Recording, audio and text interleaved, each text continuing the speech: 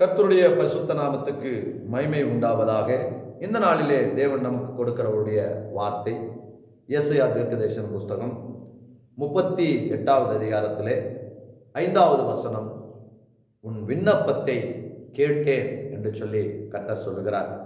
இதை பார்த்து கொண்டிருக்கிற அருமையான தேவ பிள்ளைகளே, நீங்கள் இன்றைக்கு கூட அநேக விண்ணப்பங்களை கர்த்தரிடத்தில் சொல்லிக் கொண்டிருக்கலாம்.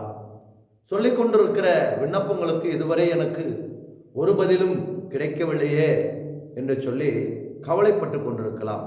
ஆனால் இந்த நாளிலே கர்த்தர் உங்களை பார்த்து சொல்லுகிறார், உன் விண்ணப்பத்தை கேட்டேன் என்று சொல்லுகிறார்.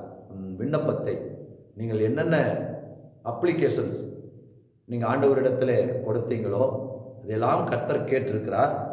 நிச்சயம் கேட்ட தேவன் பதில் தருவார். கொஞ்சம் காலம் தாமதமானாலும் கர்த்தர் நிச்சயமாய் பதில் தருவார்.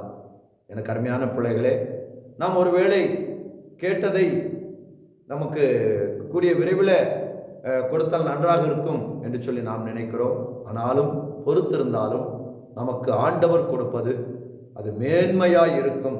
அதனாலே நாம் பொறுத்திருந்து ஆண்டவரிடத்திலே மேன்மையான ஆசீர்வாதங்களை பெற்றுக்கொள்வோம். அதனால் சந்தேகம் வேண்டாம். உங்கள் விண்ணப்பங்களை எல்லாம் கர்த்தர் கேட்டிருக்கிறார். ஏற்ற காலத்திலே அந்த விண்ணப்பங்களுக்கு பதிலை தந்து உங்களை கர்த்தர் சந்தோஷப்படுத்துவார். கர்த்தர் உங்களை ஆசீர்வதிப்பாராக. ஆமென்.